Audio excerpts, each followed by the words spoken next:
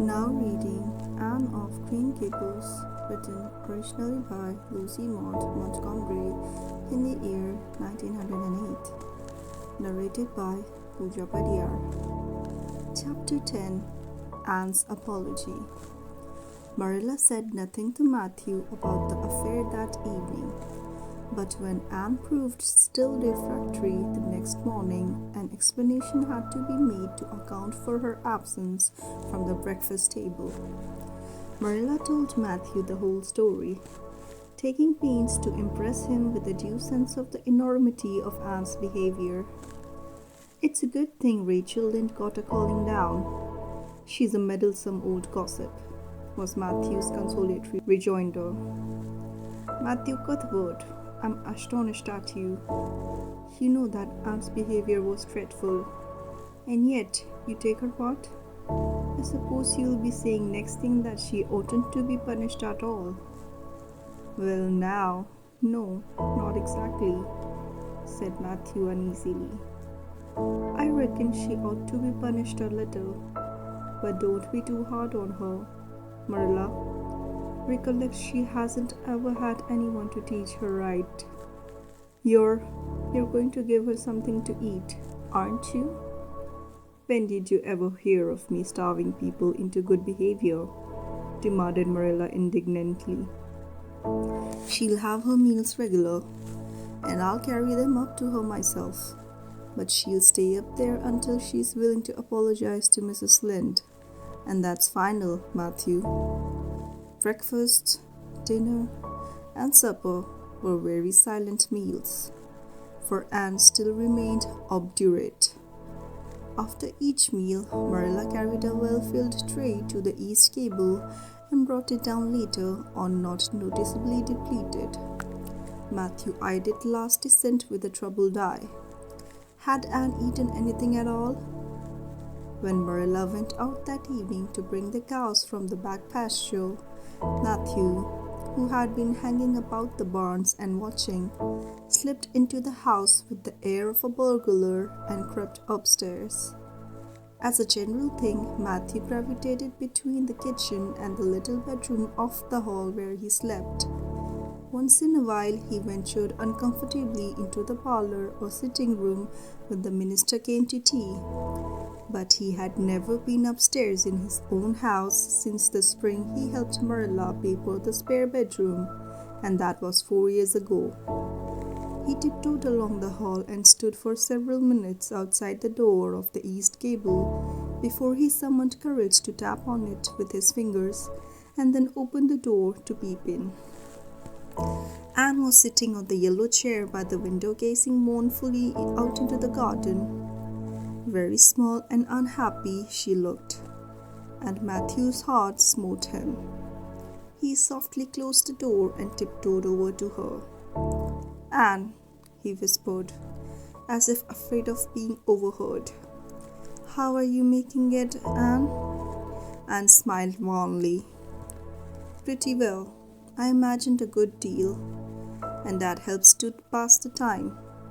Of course, it's rather lonesome, but then I may as well get used to that." Anne smiled again, bravely facing the long years of solitary imprisonment before her. Matthew recollected that he must say what he had come to say without loss of time, lest Marilla returned prematurely. "Well now, Anne, don't you think you'd better do it and have it over with?" he whispered. "It'll have to be done sooner or later, you know, for Marilla's a dreadful determined woman. Dreadful determined, Anne. Do it right off, I say, and have it over." "Do you mean apologize to Mrs. Lynde?" "Yes, apologize. That's the very word," said Matthew eagerly. "Just smooth it over, so to speak. That's what I was trying to get at." "I suppose I could do it to oblige you," said Anne thoughtfully. "It would be true enough to say I am sorry, because I am sorry now. I wasn't a bit sorry last night. I was mad clear through, and I stayed mad all night. I know I did because I woke up 3 times and I was just furious every time.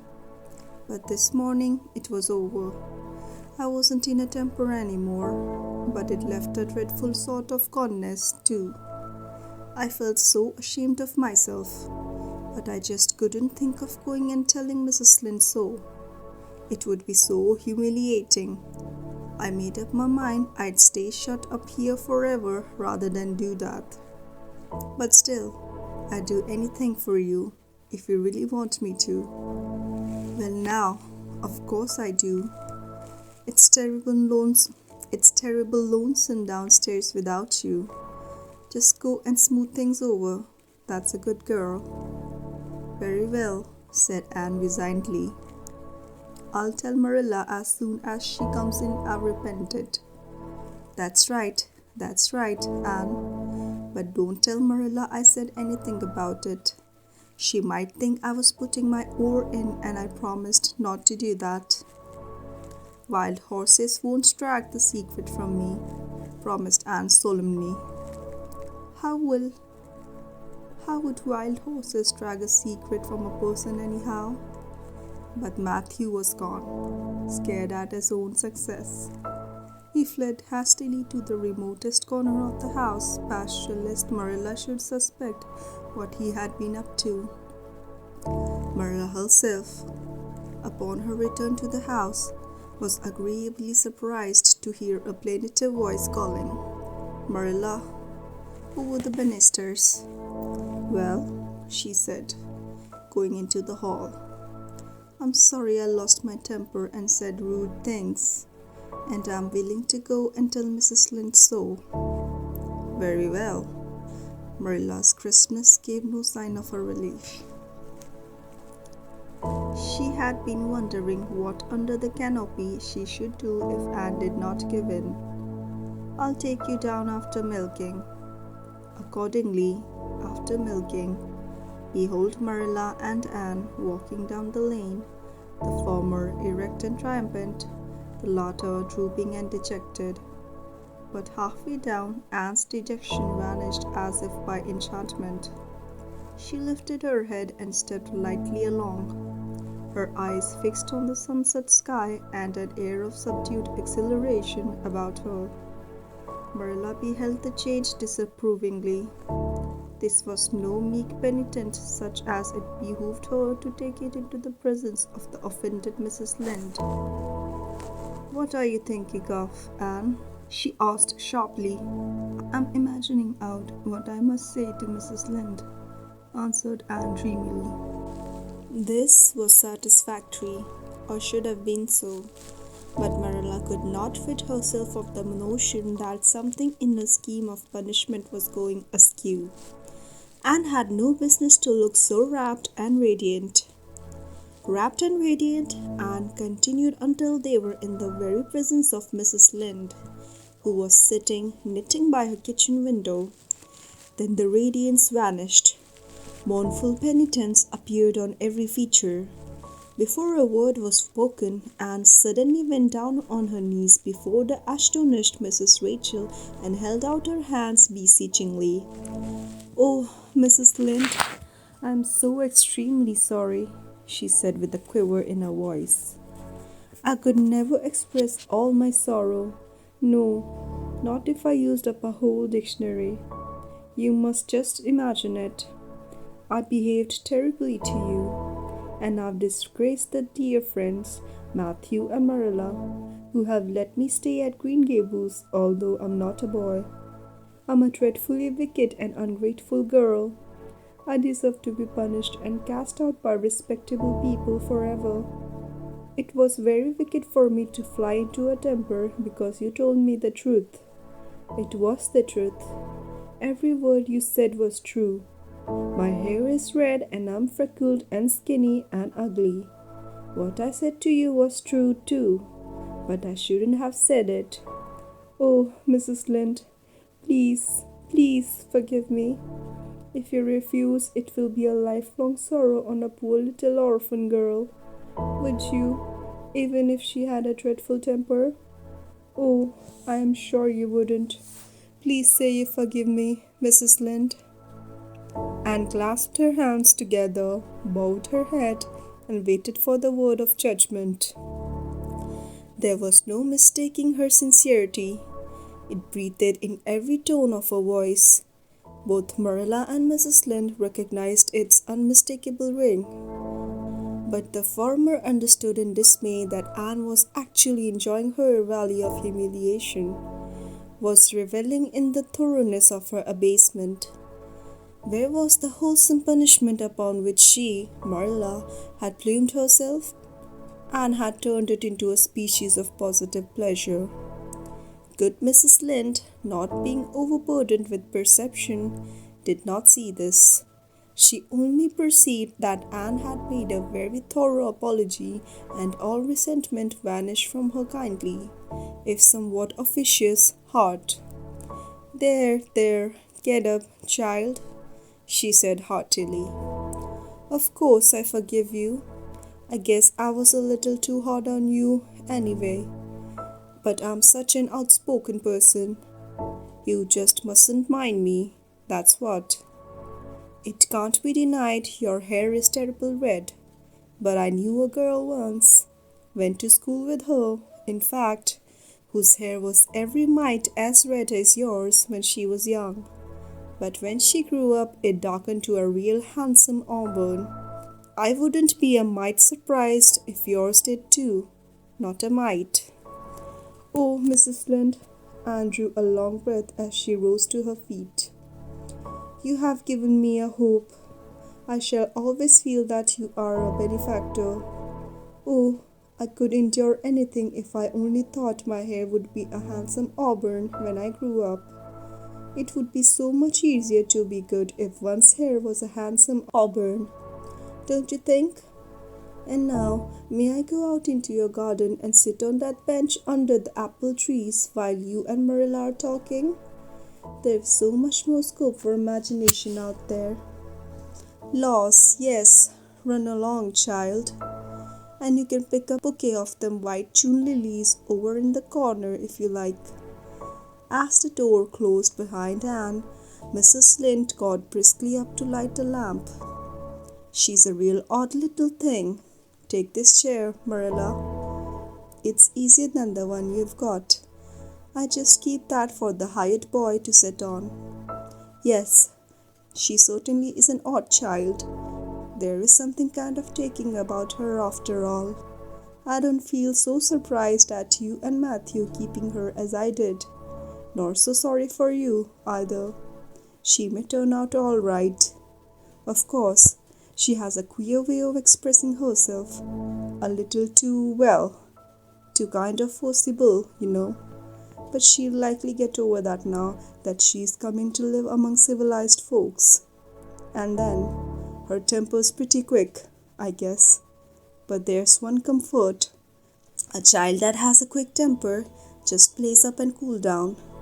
Ain't never likely to be sly or deceitful. Preserve me from a sly child, that's what. On the whole, Marilla, I kind of like her. When Marilla went home, Anne came out of the fragrant twilight of the orchard with the sheaf of white narcissi in her hands. I apologized pretty well, didn't I? She said proudly as they went down the lane. I thought since I had to do it, I might as well do it thoroughly. You did it thoroughly, all right enough, was Marilla's comment. Marilla was dismayed at finding herself inclined to laugh over the recollection. She had also an uneasy feeling that she ought to scold Anne for apologizing so well. But then, that was ridiculous. She compromised with her conscience by saying severely, I hope you won't have the occasion to make many more such apologies. I hope you'll try to control your temper now, Anne. That wouldn't be so hard if people wouldn't twit me about my looks, said Anne with a sigh. I don't get cross about other things, but I'm so tired of being twitted about my hair, and it just makes me boil right over. Do you suppose my hair will really be handsome auburn when I grow up? You shouldn't think so much about your looks, Anne. I'm afraid you are a very vain little girl. How can I be vain when I know I'm homely? Protested Anne. I love pretty things, and I hate to look in the glass and see something that isn't pretty. It makes me feel so sorrowful, just as I feel when I look at any ugly thing. I pity it because it isn't beautiful. Handsome is as handsome does, quoted Marilla. I've had that said to me before, but I have my doubts about it, remarked skeptical Anne, sniffing at her narcissi. Oh, aren't these flowers sweet? It was lovely of Mrs. Lynde to give them to me. I have no hard feelings against Mrs. Lynde now. It gives you a lovely, comfortable feeling to apologize and be forgiven, doesn't it? Aren't the stars bright tonight? If you could live in a star, which one would you pick? I'd like that lovely clear big one away over there above that dark hill. Anne, do hold your tongue, said Marilla, thoroughly worn out trying to follow the gyrations of Anne's thoughts. Anne said no more until they turned into their own lane. A little gypsy wind came down in to meet them, laden with the spicy perfume of young dew-wet ferns. Far up in the shadows was a cheerful light gleamed out through the trees from the kitchen at Green Gables. Anne suddenly came close to Marilla and slipped her hand into the older woman's hot palm. "It's lovely to be going home and know it's home," she said. "I love Green Gables already, and I never loved any place before. No place ever seemed like home. Oh, Marilla, I'm so happy.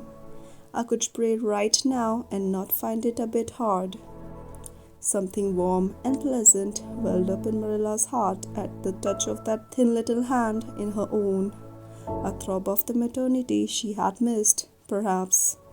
Its very unaccustomedness and sweetness disturbed her. She hastened to restore her sensations to their normal calm by inculcating a moral. "If you'll be a good girl, you'll always be happy, Anne, and you should never find it hard to say your prayers." "Saying one's prayers isn't exactly the same thing as praying," said Anne meditatively. "But I'm going to imagine that I'm the wind that is blowing up there in those treetops. When I get tired of the trees, I'll imagine I'm gently waving down here in the ferns. And then I'll fly over to Mrs. Lynde's garden and set the flowers dancing. And then I'll go with one great swoop over the clover field. And then I'll blow out the lake of shining waters and ripple it all up into little sparkling waves. Oh, there's so much scope for imagination in a wind. So I'll not talk any more just now, Marilla." "Thanks be to goodness for that," breathed Marilla in devout relief.